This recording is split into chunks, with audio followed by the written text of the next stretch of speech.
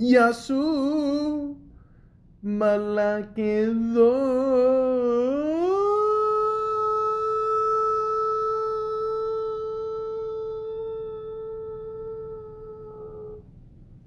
Welcome to the Malaka podcast. The Karate Kid.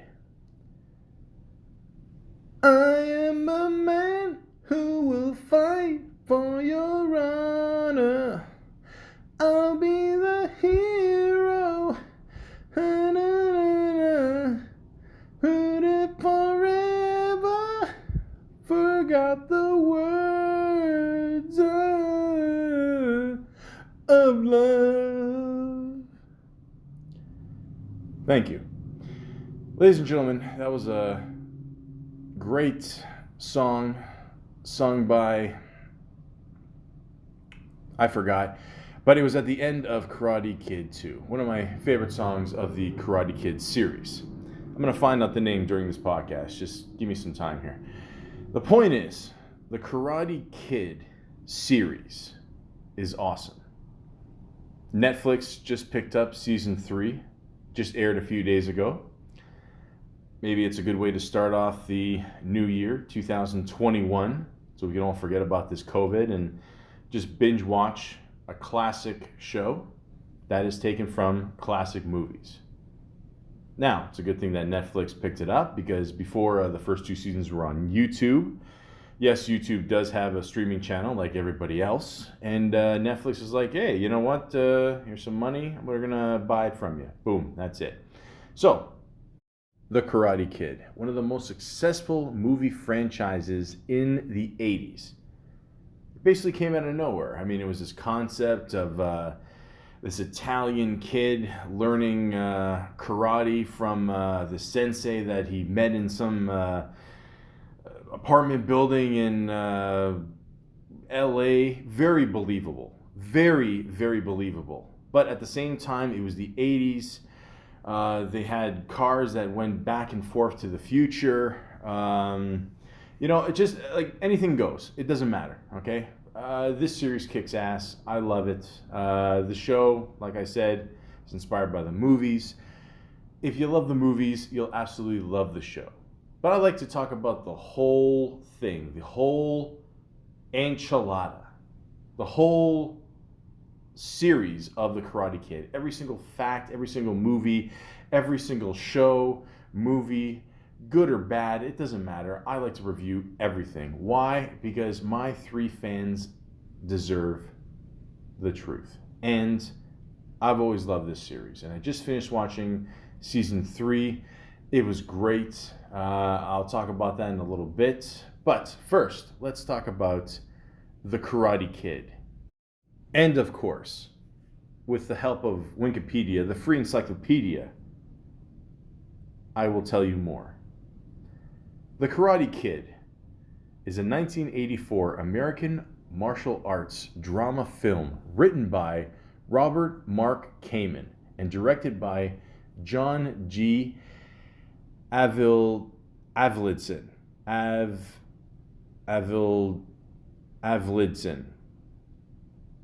Got it.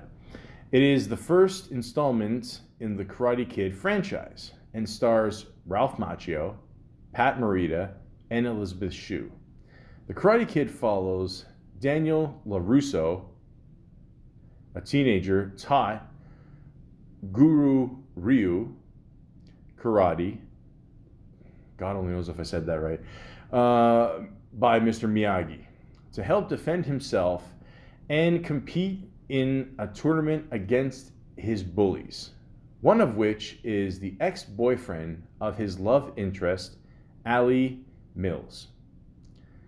I'd just like to point out, you ever wonder, like, you just watch these karate movies and, obviously most of these movies are, like, taken from the States, this one's based in LA. Nobody ever thinks to pick up a gun, eh? I mean, like, in this society, that's good. Don't get me wrong. I'm not an advocate for guns or anything. I'm just saying, I mean, people are just like, hey, let's fight it out, with our fists and feet and, a couple headbutts here and there. And, it just, nobody ever thinks to pick up a gun. You know, just all right. Kamen was approached by Columbia Pictures to compose a film similar to Avildsen's previous success, Rocky. After signing the director, Kamen drew inspiration from his own life when writing the film.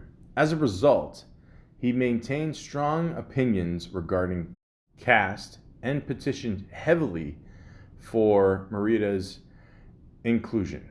Preparations for the film began immediately after the final edit of the script was complete, and casting took place between April and June of 1983. Principal photography began on October 31st, 1983, in Los Angeles, and filming was complete by December 16th, 1983.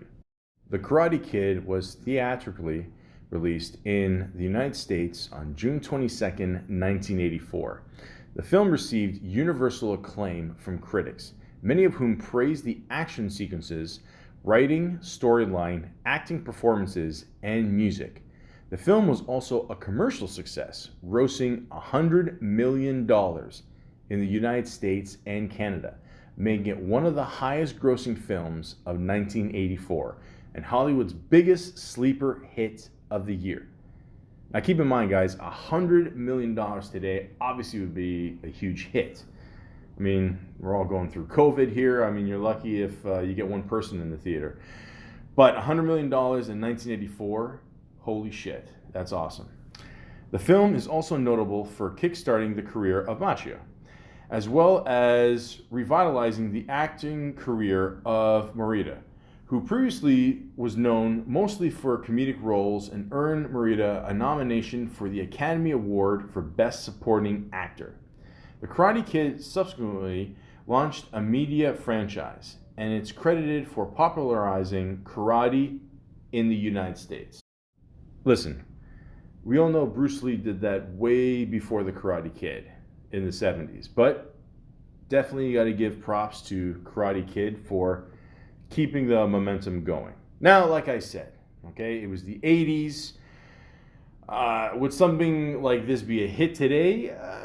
Maybe. I mean, who knows? I don't know. I mean, but back then, like I said, you know, the 80s was a weird decade of music and, I don't know, weird music. And, you know, it just anything goes, you know? So, do we believe that a kid can do karate on the beach and make it popular? An Italian one at that? Sure, why not? But it worked. It just, I don't know, like the chemistry between them, you really believed like these guys were the actual people, and, you know, it just worked. And I just watched these movies recently, and it was good. You know, I mean, it still holds out, you know? But there's so many facts I gotta share with you guys. And, you know, if my 3 fans let me, just, you know, sit back and enjoy these fun facts I found about the Karate Kid. Pat Morita was initially turned down for the role of Mr. Miyagi. That's bullshit, but okay, let me just hold on. In the early 1980s, Pat Morita was best known for his comedic work as Arnold, the restaurant owner on Happy Days. According to the 2013 book, The Films of John G. Avildsen, Morita and Avildsen, it's really testing me how to say this word, eh? Okay. First choice for Miyagi. However, producer Jerry Weintraub felt that audiences would not take him seriously in the role due to his background in comedy. After Morita grew a beard and added a Japanese accent to his screen test, an impressed Weintraub, had a change of heart, and Morita was given the part. Okay. Now, ladies and gentlemen, a lot of times I just read these facts. I don't bother to do research. I'm just lazy. But at the same time, I do care about the fans out there. So, here's something I found. This is probably at least a few years ago. I saw this interview with Morita.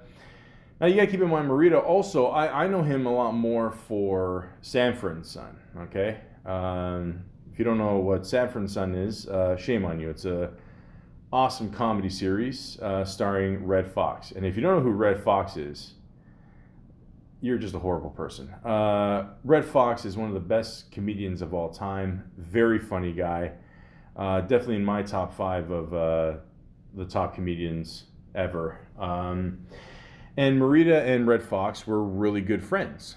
They built a pretty good relationship. And I saw the interview of Marita one time, and he basically just said, there were times where, he wasn't making that much money, and Red Fox would throw him a couple bucks and help him out, whatever. And I don't mean to get sidetracked here, but Red Fox is very generous. I mean, at the end, though, he went bankrupt. He took care of a lot of people that he didn't have to. He was very generous. And Marita, always remembered that, of course. And I think they were on vacation at one point, and Red Fox told him about this one movie, and this movie was The Karate Kid. And he told him, look, you better, go after this role. And he did, and the rest is history. So a lot of people don't know that. A lot of people don't know that Red Fox actually had a lot to do with Marita getting the part in The Karate Kid. So rest in peace, Red Fox. Rest in peace, Marita. You guys are awesome. Daniel LaRusso was originally Daniel Weber. Let me just stop you right here. Now, I love Ralph Macchio, don't get me wrong. I've seen him in a bunch of stuff. I just want to say this. I want to get this out of the way here. He's in a great movie with him and Artie Lang called Beer League. It is awesome. I love this movie. Basically, before this movie, I really didn't know a lot about him because I was only 2. But I knew him for The Outsiders, and that's pretty much the main thing he did. I mean, until this movie. Went through casting, and obviously he got the role. He looks pretty Italian, which means he also looks kind of Spanish. So there's nothing Weber about this kid's look. So I'm really glad they went with a name that ends in a vowel. So I just want to put that out there. It says here, sounds blasphemous, but in original versions of the Karate Kid script, Daniel LaRusso's last name was Weber. Okay, so even the people that wrote this don't believe it. So, yeah, it's pretty obvious, guys. I mean, I know in Hollywood there's they have casting where it's clear the person is not the race they're actually playing. Even in this movie, they couldn't get away with it, so thank God. Johnny Lawrence was Donald Rice. Okay. First, listen, I'm not going to point out the obvious joke that one of the whitest people in this movie, his last name is Rice. Some jokes just write themselves. So it says here, while we're at it, let's get this out of the way. Johnny Lawrence's name was originally Donald Rice. Okay, so again, the 80s, crazy time. Again, they weren't that stupid to make this guy's name, or his last name, Rice. So again, thank God. You're the Best was originally written for a different movie. That's the song. Although You're the Best will be forever tied to the montage of fight scenes during the All Valley Karate Tournament. Joe Esposito's song was originally written by Bill Conti. And if you don't know who Bill Conti is, shame on you too. And Ali Willis to be used in Rocky III, but ultimately replaced with Survivor's Eye of the Tiger. Esposito revealed this information in 2008 on the Adam Carolla show, where he said that You're the Best was turned down for the use in the movie Flashdance as well, and was replaced with Michael Sembello's Maniac. Oh yeah, Maniac on the floor, and I'm dancing like I never danced before. The 80s truly had an embarrassment of riches when it came to montage songs. No fucking shit. But at the same time, it kicked ass, man. Oh my God. Thank you very much, Mr. Roboto. Weird fucking decade of music. Freddie originally really did take a soccer ball to the face. Yeah, if you're Italian, that's I don't mean to stereotype or nothing, but yeah, that's it'll eventually happen. That or a baseball bat, whatever. As Daniel and his new friends play soccer on the beach, his eye is caught by Allie Mills, beautiful blonde from the hills. Mills? Hills? Is there some kind of connection there? 80s. Cooley trying to impress her. That's how you spell Cooley? Coolly. Huh, you learn something new every day. Okay. Daniel shows off his soccer skills only to have the ball knocked away by Freddie. Watch closely and you'll see that poor Freddie takes a direct hit to the face as he brings Daniel back to reality. Oh, there goes gravity.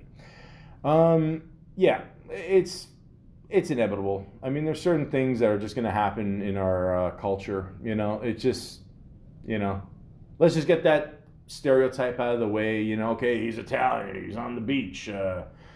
He's not playing volleyball, he's with a soccer ball. Okay, great. Thanks, guys. Daniel's iconic shower costume is foreshadowed in Mr. Miyagi's workshop.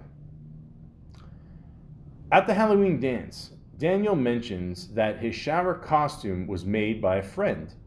The assumption that he's referring to Mr. Miyagi is confirmed in a previous scene where parts of the shower costume can be seen hanging in the background as Miyagi prepares jack-o'-lanterns in his workshop. Cool.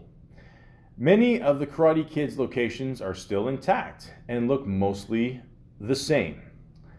A few sources provide fascinating photos of the current state of many film locations used in the Karate Kid. For the most part, these California-based locations are still recognizable and look very much the same as they did back in the mid-1980s. For a complete look at these filming locations, visit itsfilmedthere.com, which I didn't know that website existed. Sounds good. It took a while for the Karate Kid fans to find the filming locations for Mr. Miyagi's house. Although most filming locations from the Karate Kid were found a long time ago, Mr. Miyagi's house elude location hunting fans of the film for a long time. But in 2014, taking the art of finding filming locations to a whole new level, one fan did some major sleuthing to finally confirm the location of Mr. Miyagi's house, which sadly was demolished in the late 1980s. So after all that shit, you're not going to tell me where it is? Okay, well, just assume California. Some guy's backyard.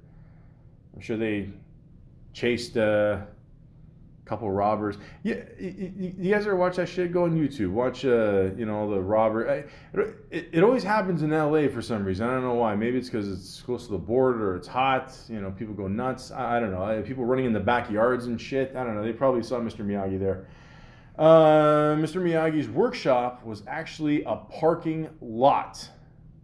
Makes sense.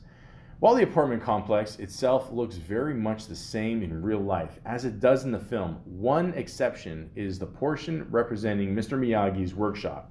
Opening to the exterior of the building, this area of complex was actually an open parking area, which was walled off for the sake of the film. Comparing a shot from the film to an image taken from Google Maps Street View, this transformation is very clear.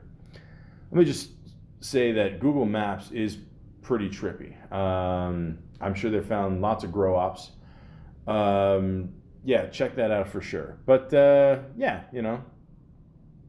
again, it's the 80s. 2 run-ins between Daniel and Johnny were deleted from the Karate Kid's final cut. The original Karate Kid script includes 2 confrontations between Daniel and Johnny that were eventually cut from the film. The first takes place in the school cafeteria, just after Daniel has bought lunch for Allie.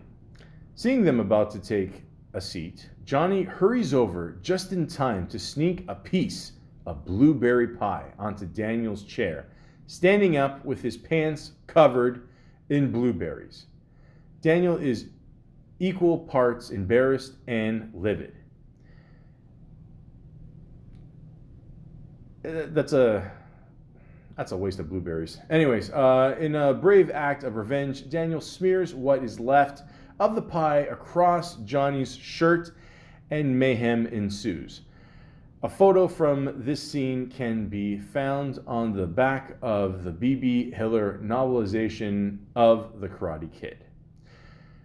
The other scene occurs later in the film and also takes place at school. Coming up from a drink at the fountain, Daniel finds himself face to face with Johnny and stands up for himself, once again by questioning the practices of Cobra Kai. The original script reveals this exchange. Daniel, we both know you can kick my ass 7 ways from Sunday. So why do you still bother? Johnny, maybe because I like to. Daniel, you ever think he might be wrong? Johnny, who? Daniel, your teacher. Johnny, watch your mouth, asshole. First of all, I think the biggest risk at most schools is actually drinking by the fountain, because God only knows who put their ass in there. But yeah, we, again, when I watch movies like this, I can never get enough fighting scenes, back and forth shit, I don't know why they just didn't leave it in there. Just let the movie be. Mr. Miyagi gave Daniel a sweet ride. That he did. Casual viewers of The Karate Kid know that Mr. Miyagi gives Daniel a cool yellow car for his birthday. Classic car enthusiasts may recognize this smooth ride as a 1948 Ford Super Deluxe Club convertible. Now, a lot of people know, the reputation of Fords. You can drive them for a good year and then... But back then, they made cars to last. And you can see even in the new TV series that the car is still there. Is it the same car? I don't know. Am I going to do the research to find out? No. The point is, I'm just going to assume it is. And it's a pretty sweet car. And those cars, well taken care of, can last forever. And of course, you're in LA, so the cars can last for the next 85 years, unlike Canada winners. Chuck Norris did not decline the role of John Kreese. Huh? It was widely rumored that Chuck Norris was initially considered for the part of Cobra Kai sensei John Kreese, but turned down the role as he did not want to be associated with a character that represented martial arts in such a cruel and aggressive way. Norris has stated that he was never offered the part, but likely would have turned it down for these reasons if he had been. Likewise, director John Avildsen does not recall Norris being offered the role. Again, it was the 80s. Chuck Norris was in everything in the 80s. He was in a cartoon in the 80s. I still have the action figure from the 80s. I just put it on a table. The next day, he's on the floor. I don't question it. It's Chuck Norris. I believe anything Chuck Norris says, period. Sensei Kreese was a military veteran. Upon Daniel's first visit to Cobra Kai Dojo, he is faced with a wall full of awards recognizing the accomplishments of the students and their sensei. Among the plaques and trophies is a photograph showing Sensei Kreese wearing full military fatigues and recognizing him as karate champion and the U.S. Army captain from 1970 to 1972. Kreese's military service is referenced again later in the Karate Kid trilogy when viewers are introduced to Terry Silver, a Vietnam veteran and successor to Kreese as the Cobra Kai sensei. Now that guy was fucking crazy in part 3, but we'll get into that in a little bit. Daniel LaRusso went to West Valley High School.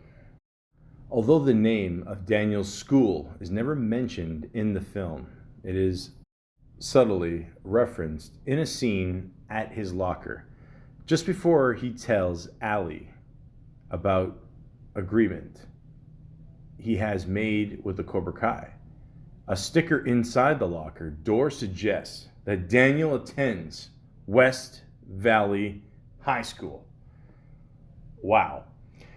Rocket Computers went bankrupt. Daniel and his mother moved to California as a result of her new job with the Rocket Computers. Flight to the Future. I just want to say, guys, right off the bat, I don't know dick all about computers. I never even heard of these guys. Anyways, the original script reveals why Freddie had never heard of it, and also sheds some light on why it seems that Mrs. LaRusso might be an employee of the restaurant across from Cobra Kai Dojo. As she shares with Daniel, they went bankrupt. But listen to this. I walk out of Rocket with beginning of... You know what? I don't give a shit about this. I really don't. Some of these facts, I don't care. I really don't, okay? Like I said, I know nothing about computers. Whatever. Whatever. It's either Apple or Windows or dun. You know, whatever. It was the 80s. People didn't give a shit about computers yet. Mrs. LaRusso reads vintage magazines. Again, why do I care about this? Hold on. It's surprising magazines underneath, blah, blah, blah. Again, I don't care. I don't know. Tablets weren't invented yet, so that's why she was reading magazines. Pat Morita did not perform the crane kick.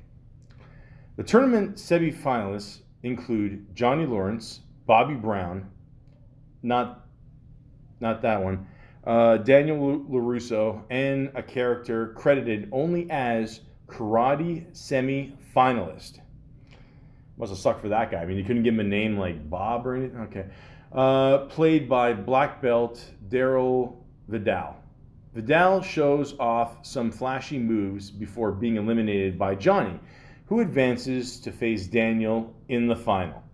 Vidal is now a 10th degree black belt and one of the most respected teachers in the sport. Again, you couldn't give him a name? I mean, fuck. His involvement with the Karate Kid was not limited to the action seen in the tournament. Earlier, in one of the most memorable scenes from the film, Mr. Miyagi performs the crane kick from atop a wooden post on the beach as Daniel observes from a distance. From a distance, way. Okay. But it was not actually Morita on the post. It was Daryl Vidal, serving as the stunt double. These details are confirmed in a DVD commentary track by Vidal himself, provided this information to the Karate Kid site at fastrewind.com. I am the stunt double for the scene where Mr. Miyagi is on the post on the beach, he said. It isn't noted in the cast list at the end, where I am just listed as the semi-finalist. I am dressed in a bodysuit and a bald head wig. Well, there you go, guys. I mean, a lot of stuntmen, or just, a lot of people that they get for these parts, that have the experience, they never get the credit they deserve. So, boom, there you go. Daniel and his friends wear some amazing t-shirts. Although Daniel hides his no more Mr. Nice Guy, t-shirt under a bottom-up. Freddie proudly wears his Macon Bacon shirt for all the world to see. Okay, so basically when he wore this shirt, they thought that it wouldn't get past the census, whatever. I mean, I don't know, the movie was probably rated, I'm assuming PG-13, whatever. Like I said, I'm not going to do the research. It was the 80s teen movie, it probably is. Anyways, yeah, so he made a bet with Ralph Macchio that he could get it past the census, and he did. And I don't know. I mean, me personally, it doesn't offend me. I like pigs. I like bacon. You know, nothing wrong with the position. I'm just saying it's funny that they actually did this because, you know, it's a PG movie, and it just shows the pigs, you know, going at it, you know, like it's the Discovery Channel. So, hey, again, it's the 80s. It's awesome. I don't know, the 80s weren't bad, actually. Happy Gilmore's grandma lives in Daniel's apartment building. That's right. Yeah, she was in it for a few seconds. That's right. She was also in that famous episode of Seinfeld, you know, about the marble rye, whatever. Shut up, you old bag. Yeah, you know, that's the meanest I've ever seen Jerry Seinfeld. But yeah, she was in it. She's funny. Hey, Mister. You know, that Mr. Lady, I think I just killed her. A band from the Karate Kid soundtrack appears in the movie. The Karate Kid soundtrack includes the song No Shelter by the band Broken Edge. The band can be seen in the film playing on stage at the Halloween dance.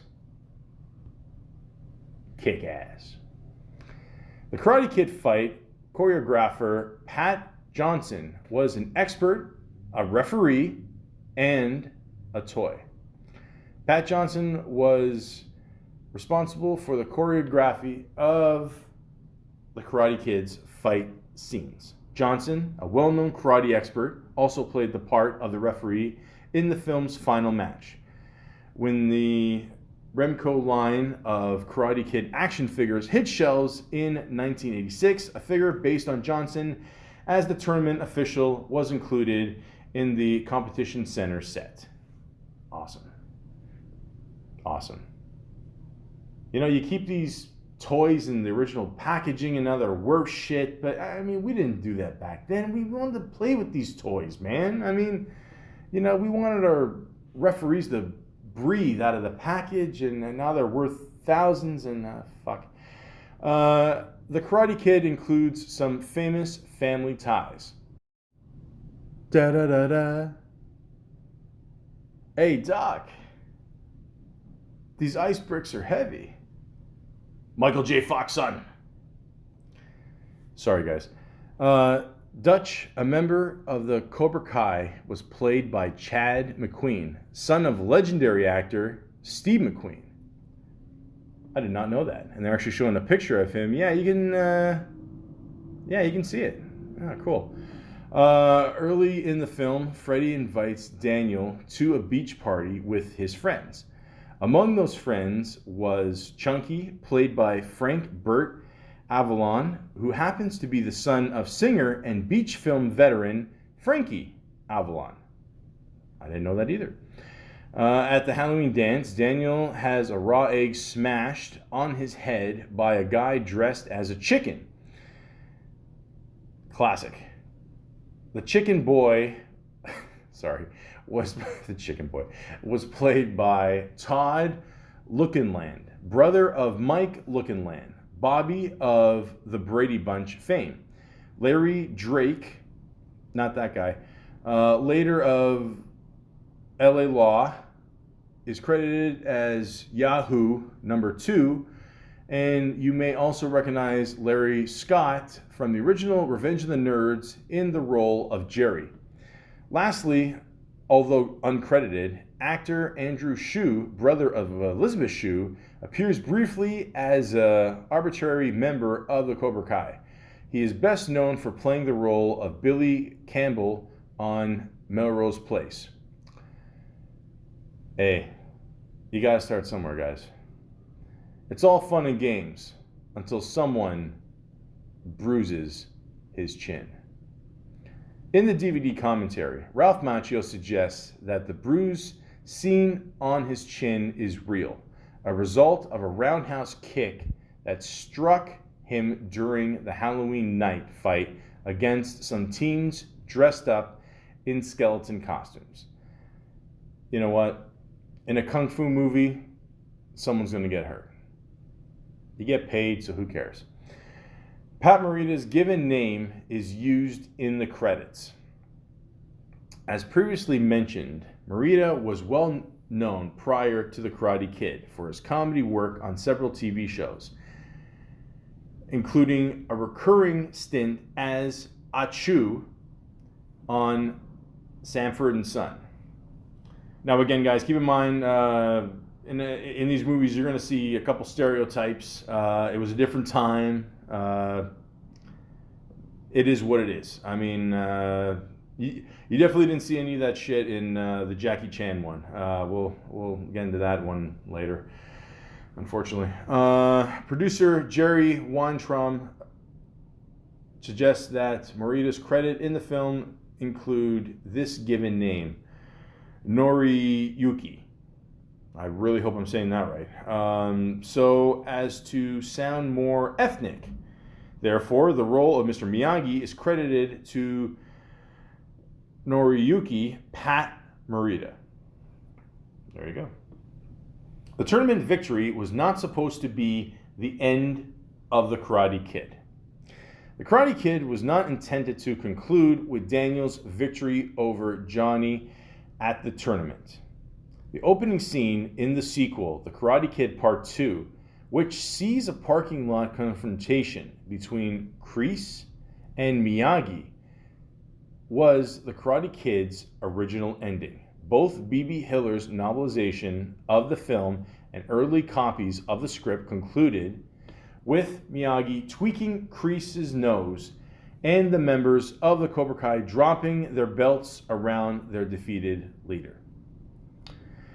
Yeah, that's true, guys. I mean, it makes sense. I mean, when you watch that scene, you can tell it's, they taped it at the same time they taped the first movie. Basically, what happened was when they made the movie, when they showed up Pat Morita's face at the end there, just looking at Danielson winning the tournament there, they all kind of wondered. They were just like, hey, you know what? This is it. I mean, it should just end here. Like, this is perfect. Just the face he gives was just perfect, So, but it ended up working out, $100 million. And of course, they're going to make another one. So just start the movie with that scene. There you go, Save a couple bucks. You already got the scene taped. That's it. That's it, man. That's life. Daniel should have been disqualified from the tournament. In an amazing breakdown written for overthinkingit.com, Matthew Belinkie considers the legality of the crane kick within the rules of the typical karate competition. According to Belinkie, competition rules prohibit participants from striking their opponent using full power. Going on to discuss this matter with an expert in karate competition, he confirms that in most cases, Daniel would have been disqualified as a result of the maneuver. Now, I've heard a lot of people say this. It's not a legal kick.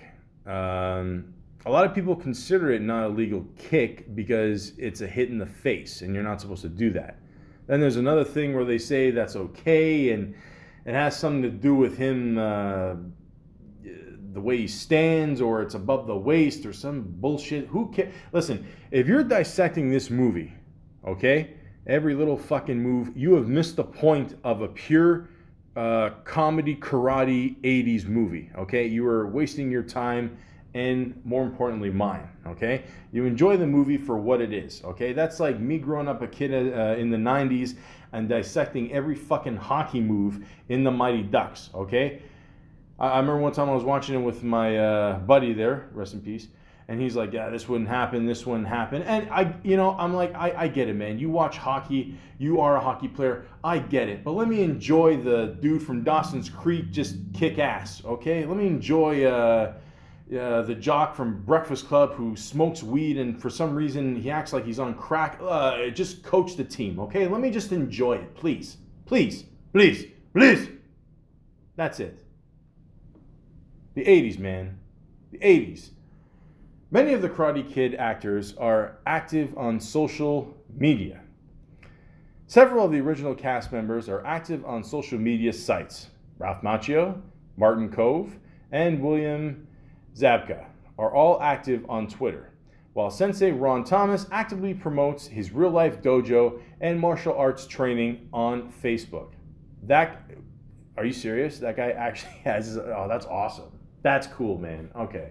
That's cool. I like that. I like that. The main Karate Kid reunited for an awesome music video. What do you get when you combine Dennis Haskins from Saved by the Bell, the core of the Karate Kid cast, and the band No More Kings? You get an amazing 2007 music video for a song called Sweep the Leg.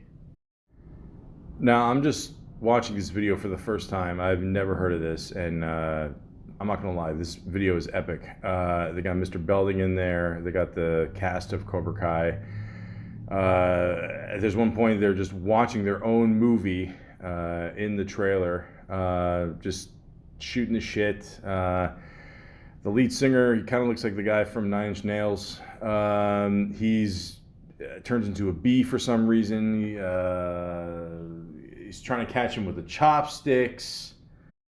And then they start doing all this Matrix shit, and then they end up reenacting the scene at the end of the Karate Kid, and Ralph Macchio pulls a hit and run, and it's just definitely worth checking out for sure. Ralph Macchio has poked fun at his enduring Karate Kid character. In 2010, Ralph Macchio appeared in a video for Funny or Die as he humorously attempted to shed his good guy image. Now, for those of you who don't know, Funny or Die is it's a very funny website. And yeah, they just poke fun at a bunch of shit, and yeah, definitely check out that video. It is funny. I won't give it away, but again, he tries not to be a good guy. But he is a good guy. I mean, come on. There's nothing wrong with being a good guy. You know? You can be a good guy and still kick ass. We get it, man. It's cool. It's cool. It's actually nice to see an Italian actor, not be a mafia guy in a movie for once, and knows how to fight and actually be a good guy. It's a good feeling. A complete rehearsal of The Karate Kid is available on YouTube. Hold on to your seats, kids. If you weren't aware of this already, prepare to have your minds blown.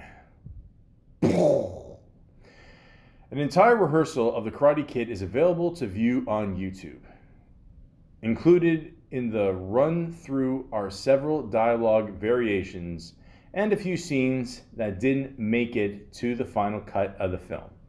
If you're a die-hard Karate Kid fan, you'll definitely want to check this one out for yourself. I will check it out, but not now. I'm too busy reading my Karate Kid comic books, which have nothing to do with the Karate Kid movie. Apparently, there was an issue.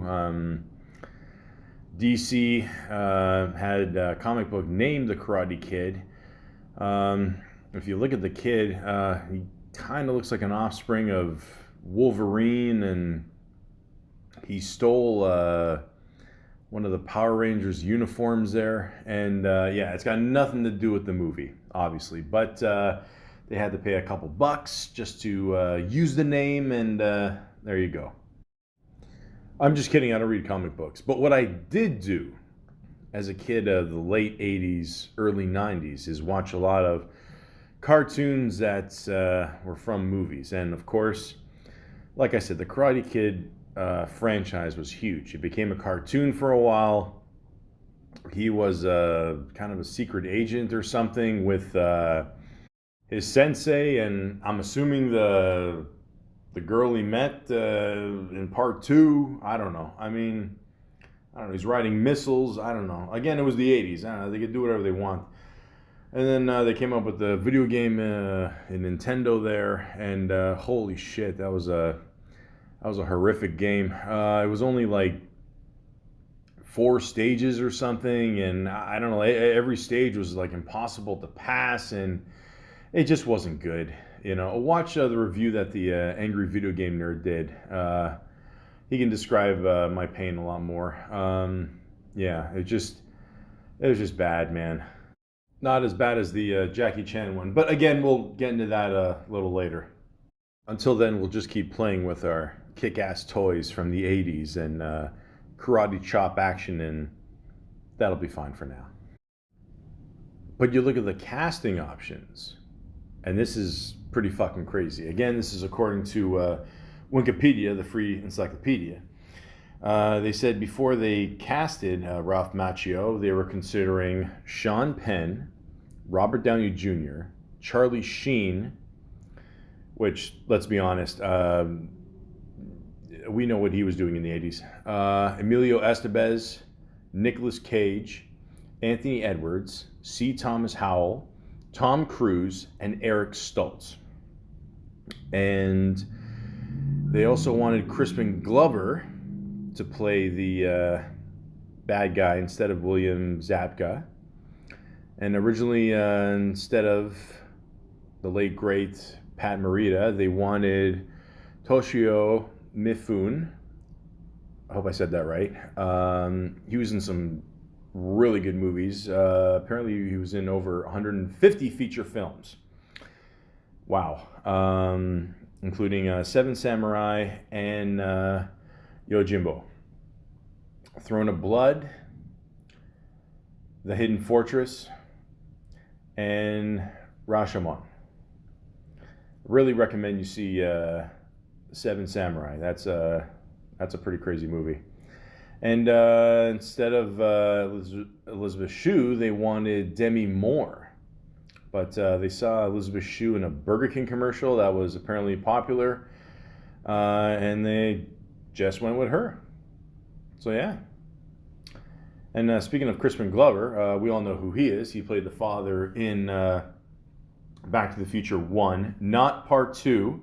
That's right, folks. It might be a shock to some people as a side note, but he was not the dude, the father, in Back to the Future 2. It was another actor that just looked just like him, but it didn't happen. I'll talk about that in the future.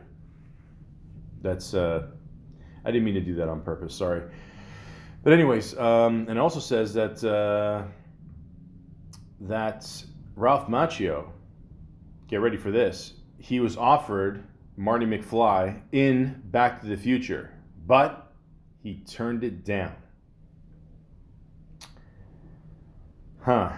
Wow, that's okay, it worked out. Don't get me wrong. You know, he's got the 3 seasons of the show. He's got the 3 movies before. Okay, I'm just saying he could have been Marty McFly. You know, I did that joke earlier. I'm just shit. Wow. Hey man, it was the 80s. You know, it's hey, karate movies and Burger King. But yeah, I like to review the movies briefly, if you let me. Obviously, the first movie starts off in Newark, New Jersey. Me personally, I've never heard of an Italian family living in Newark, New Jersey. Anyways, so they decide, him and his mother, to move to California there. And yeah, it's just they want a new life. She got a new job, and of course he doesn't like it. I mean, what kid would want to move out of New Jersey and go to a warmer, cooler, palm tree climate? I mean, who? Anyways, and he's just getting to know the atmosphere here. He's meeting the guy with the making bacon shirt, and again running into the grandma from Happy Gilmore, and he's just trying to get used to his new surroundings. He's just not used to wearing shorts in September, which, by the way, I always thought that was weird. Like right in the beginning of the movie it says Newark, New Jersey, September. It doesn't say the day, doesn't say the year, they just say September. That's it. Just keep it simple, I guess. Okay. So meets Elizabeth Shue on the beach here, catches her eye, catches his eye, blah, blah, blah. And of course, like your typical 80s movie, she's going out with a dickhead. In this case, one of the few white guys that does karate in a red, bright jacket. And, of course, there's already some tension there. He's the bully. He's, treating the guy like shit. And, and of course, you always wonder in these movies, like, how does a woman like that fall in love with a blonde douchebag like that? And, you find out later on it's just the way every 80s movie was. And, of course he gets beat up, and, he's got a black eye, and he's got to cover it up from his mom, and he's wearing these kick-ass shades, and she's concerned about him, and just acting all weird, and he's like 80 pounds soaking wet, and all he's eating is a piece of bread, and it's typical Italian mother worriness, and of course there's that classic song that plays, "It's a cruel, cruel, cruel summer." Now, I just thought of this. Again, it's September, so it's not summer anymore, is it? I mean, so the song is kind of out of place. Great song, by the way. I grew up in the 90s. Somebody remade it again. I don't know who it was, some group. But, yeah, it's a catchy song, That's the thing about these 80s movies. I mean, they always had these, like, nice little catchy songs, and, they... it's nice, You still get to know her, on the soccer field, and at the cafeteria line, and he's just enjoying life. That's all, But at the same time, he's getting his ass kicked by these motorcycle dickheads, and he just, and then at some point he meets Mr. Miyagi, who ends up, I think he's the landlord, I'm pretty sure, and teaches him about the bonsai trees, and just simple things in life, like wearing a shower curtain to the dance, and going out with Elizabeth Shue, and trying to persuade her, and getting back at the guys in the bathroom by I don't know, he set up some weird water thing, whatever. But again, they beat the shit out of him. I don't know, for some reason in the 80s, it was a big theme for Italian protagonists to, just look like shit during the movie, and just, have all these bruises on his face, and, just nobody accepting him, And then again, he's faced with these guys, and Mr. Miyagi just swoops in there like Superman and beats the shit out of these guys, and he doesn't know it, and he helps him recover, and he's like, all right, I'm gonna teach you some cool things, and because before he wanted to go to the other dojo there with the other Malakias, and it seemed like too much of an angry vibe. I don't know, the whole Cobra thing, I don't know, it was too scary, I guess, and he's like, fuck it, and he goes back there with Mr. Miyagi, he faces off against Kreese there, and, you can feel the tension. It's, the good sensei and student versus the bad sensei and student. So he's like, all right, show up one day and, I'll help you out here. What can I do? And of course, there's the classic scene. There's a couple classic scenes in this movie, but I mean, obviously, everyone always remembers this: wax on, wax off, wax on, wax off. One more time: wax on, wax off. Okay? There's a great joke I can say there about us having a lot of free time, especially us guys, and all we have to do, especially since we can't see any ladies during this COVID thing. Okay, that's all we can do at this point is wax on, wax off. But anyways, so he tells him, look, clean my car, clean my shit, and after a while he's like, what the fuck am I doing this for? And then it all relates back to karate. Okay, he tells him, what you're slowly learning the moves, and it's just cool the way they do it. I like this shit, And I said before, I wasn't sure if it was the same car. It was the same car. I actually did do some research. I had to pause and go to the bathroom there for a bit, so I was like, fuck it, I'll check it. And same car. The producers gave it to Ralph Macchio, and yeah, he still has the car to this day. So there you go. And he's again slowly getting to know Miss Elizabeth Shue, who is beautiful, by the way. She is awesome. She's cool. I mean, she was in a bunch of movies too. I don't know. She had to fight Kevin Bacon at one point. When he was invisible. She's in a bunch of stuff. And again, they're just, getting to know each other, going go-karting, lots of simple things. I mean, this was a thing to do in the 80s before people started giving a shit about computers. And then it goes back to him and Mr. Miyagi. They're trying to catch flies with chopsticks for some reason. Daniel-san ends up doing it eventually, which is pretty cool. I remember one time I killed a fly with a ruler, and it was quite a bit of blood. It was a lot more blood than I thought it would be. I always remember that. Anyways, so yeah, again, he's learning all these moves. They're just trying to keep beer bottles off the car. That was a good scene where he just like karate chops him. Listen, again, you can clearly tell these things are glued onto the car. It doesn't matter. It's an 80s movie. Just go along with it. And, he asked him, like, how'd you do that? And he's like, I don't know. First time, So little funny things like that I like.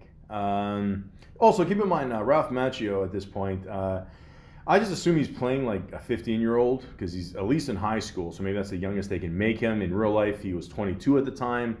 Nobody believed he was 22, because again, he was like 70 pounds soaking wet. And, he's still busy, just being on the beach, bouncing himself on the log, just doing the kick there, I've never seen an Italian do anything remotely close to this on a beach. I usually, see them talking to women. Not so much balancing themselves in a boat, doing karate moves. But again, it's an 80s movie. Just go along with it. Go along with it. It's cool. And then later on, he gives him the car, like he did, like the movie producers did in real life there. Kick-ass car, by the way. I don't know about the color. I'm not going to lie. I mean, I think that car would look better if it was like black, but whatever. And they end up going on a date, him and Miss Shue, and yeah, and then they're like, you know what? It's time to enter the tournament. It's time to see what you can do, Daniel-san. And he's facing off against a bunch of people, and of course, in classic 80s style, and of course, you gotta have the song. You're the best Nothing's gonna keep you down. Nothing will keep you down, and nothing will keep this young Italian from kicking some major ass. But not before the one jerk off here tells his jerk off student to tell him to hit him in the leg. Out of commission.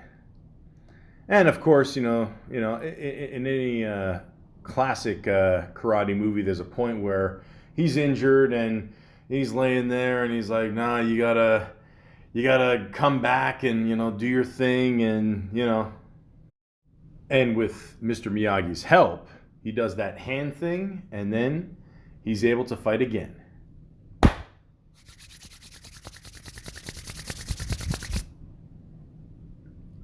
Oh yeah. So then he faces him again. This is the pinnacle of the movie, of course. Good versus evil. Italian versus Swedish. So then the coach tells him, the bad one tells him, sweep the leg. You got a problem with that? No, sensei. No mercy. Get him a body bag! Yeah! Jesus, take it easy, kid. Anyways, so he ends up doing the infamous kick, which a lot of people think it's illegal. Some people think it's legal. Most people don't give a shit because, again, it's just a movie, guys. Who cares? It's kick ass. He does it. Right in the face. In the face. And it's over. That's it. We did it, Mr. Miyagi. And he's got the proud look. And that's it. Like I said before, they didn't want to end it like that, but I think that's pretty cool. And like I said, the movie made a shit ton of money. And then what do? They make Karate Kid Part 2. Now, like I said before, they have the original ending, so instead they just put that right in the beginning of the movie, but of course they show a little montage of the last movie, which again seems to be a running theme. People that are Italian in the 80s, but anyways, you guys know what I'm referring to. So, I mean, it shows, the coach and the dude there, going off, and like, this guy's just a jerk off. I mean, can you imagine that? Like, you come in second place. This guy's just the biggest asshole. Like, he just crushes his trophy, grabs him. He's ready to beat the shit out of him, and then Mr. Miyagi steps in and beats the shit out of him, and he's just killing him. He's killing him, and then all of a sudden, he's about to karate chop his head off, Mortal Kombat style, and instead he just grabs his nose and apparently that was improv. I don't know if he was actually supposed to kill him. I mean, but yeah, that was Pat Morita's good old sense of humor. So there you go. So this movie is more based on Mr. Miyagi's character. Now he wants to go back to Okinawa to aid his dying father, and Mr. Ralph Macchio wants to go with him. He's not sure, but he's like, you know what, just let him go. Let him go. If he doesn't come with you, it's not going to be much of a movie, trust me. So, goes with him.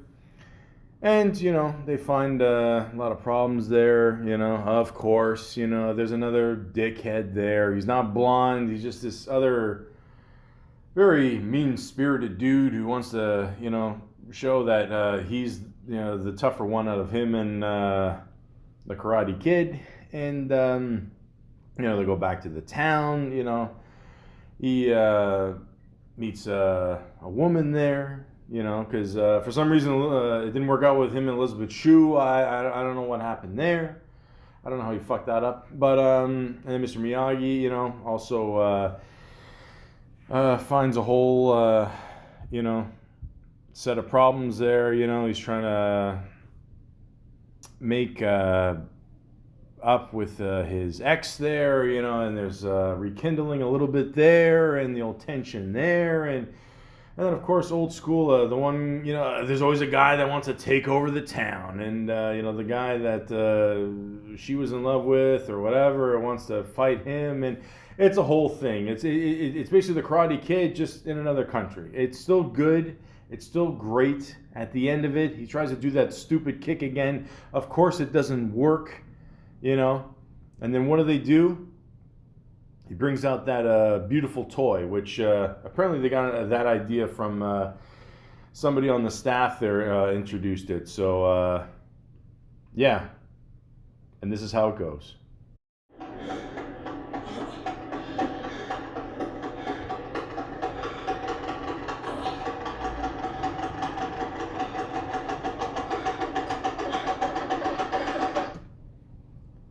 And that's the sweet sound of future victory as he uses that component back forth with his hands to block all the punches and beat him up, and there you go. That's it. Now, let's be honest. In real life, this guy would have literally killed Ralph. But again, it's still an 80s movie. Let's go along with it, okay? And still, is it as good as part one? But it's still good. I still liked it. And of course, it's got one of the best songs in movie history.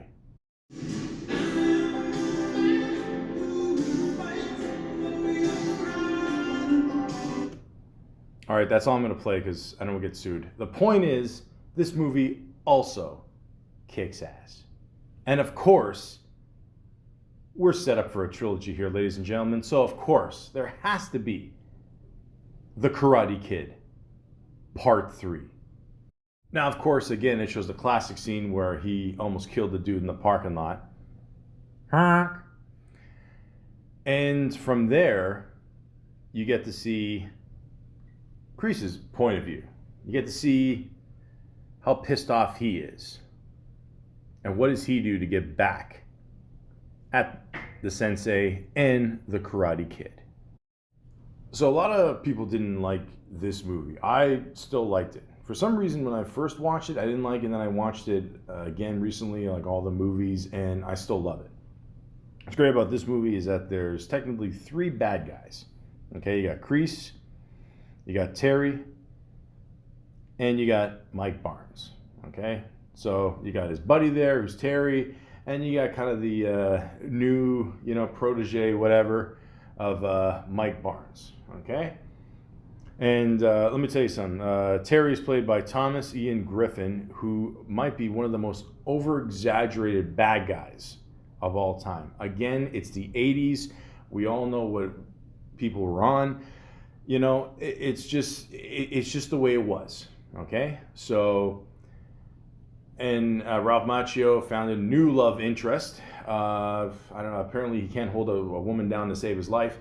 Played by Robin Lively. Now, I say love interest, but not really. I mean, I apparently in the movie she was only like, I mean, in real life she was only like 16 or something, and I think that was part of the reason why they never had a romantic thing going. And at the time, Ralph Macchio was seeing somebody in real life, and I don't know. It was just more just like a friendship thing. So during the whole movie, like I said, Kreese is just trying to get back at these guys, and he's making a deal here with Terry, and he suckers him in. Like he is by far the highlight of this movie. A lot of people always say that, I mean, a lot of people say, okay, he's trying to get the bonsai tree, make some extra money, because him and Mr. Miyagi, Ralph Macchio there, they want to open up a store there, and but that guy, Terry, I mean, holy shit, I think he plays one of the best bad guys of the 80s for sure. I mean, he's just got the whole look there. Picture Furio from Sopranos if he was coked out. So that's the best way I could describe it. And of course, he wants to enter him in the tournament. Ralph Macchio doesn't want to fight anymore. He forces him because he's going to threaten the store. Blah blah blah blah blah. And of course, at the end, they face off. He ends up winning. We all know that. Again, it's the 80s, guys, okay? It's not like the thousands where, you're watching Sopranos and, like the main character could die at any minute. The good guy, always wins in this, okay? But it's cool. We get it. But like I said, this Thomas Ian Griffin guy, this guy plays an awesome bad guy. By far the highlight of the movie. So, all three of these movies I love. They're great. I mean, if you're a fan of the first Karate Kid, I don't see any reason why you wouldn't like the second or third one. They're all great. On the other hand, for some reason years later, they wanted to make the next Karate Kid with Hilary Swank. Now, okay, I see what they're going for here. They wanted to make a woman version of a Karate Kid. Not very good. I'm not gonna lie. And it's nobody's fault, really. It's not like about the acting or whatever. Honestly, there's no story in this. Like, there's just a lot of filler. It's not much. It just, I don't know.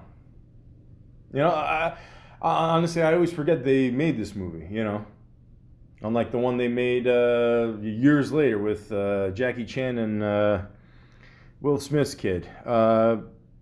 That's almost like a shot-for-shot remake in many ways. I love Jackie Chan. I mean, Jackie Chan, you got, like, a lot of people think Jackie Chan, they think Rush Hour. You got to see the shit he did in the 70s, especially the 80s. Fucking awesome. I mean, but again, there was just no point of this movie. I'm sorry. So, I don't know. My opinion, just skip those two. Just stick to the three movies. Now, the TV show, okay? The show originally started it on YouTube, okay? Now, a lot of people think, YouTube, what shows do you watch on there? They don't give the shows enough credit, whatever. It's just starting out the last couple of years, whatever. This was by far, like the first movie was a sleeper hit. The TV show is being a big sleeper hit. And I was always a fan of the movies. I'm like, fuck it, I'm going to just check it out. I mean, how bad could it be? And honestly, I always tell people this. If you love the movies, you'll absolutely love the TV show. It's called Cobra Kai, and it's great. I mean, it's really a lot better than what I expected. Not to say that I wasn't expecting much. But at the same time, you think, okay, it's an online show. How much could they actually put into this? And yeah, they put a lot into this. I mean, it's really well done. It's more based on like in the beginning. More based on William Zabka's character, Johnny. And, the guy drinks like a fish, and, he sees how successful Daniel is. He's married, kids, whatever. Johnny also has a kid, but he's not close to him, and he's just on his own, whatever. He's like, you know what, fuck it. I'm going to start up my own dojo again. I'm going to do the whole Cobra Kai thing.